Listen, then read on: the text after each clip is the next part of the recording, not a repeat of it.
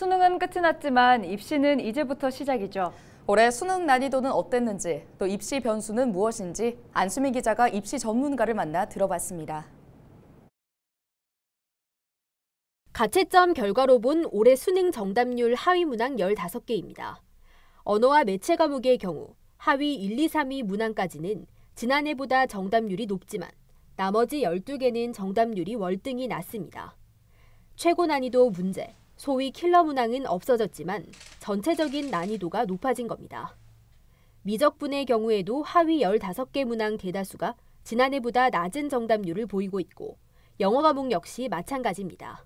국어 같은 경우는 킬러 문항은 지난해에 비해 줄었지만 중간 난이도에 해당하는 중킬러 문항이 워낙 증가하여 중위권 이하 학생들한테는 굉장히 어려운 수능이었고 특히 절대평가인 영어 과목이 수시 지원의 변수가 될 수 있습니다.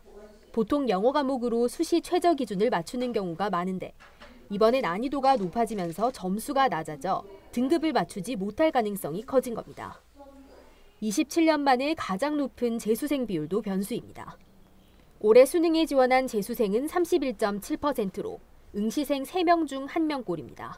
재학생들은 수시에서 손해를 볼 수밖에 없습니다.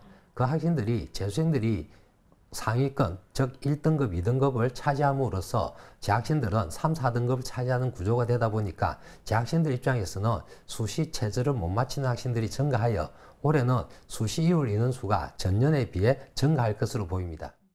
이과 학생들이 선택하는 과목의 표준 점수가 문과에 비해 상대적으로 높은 상황.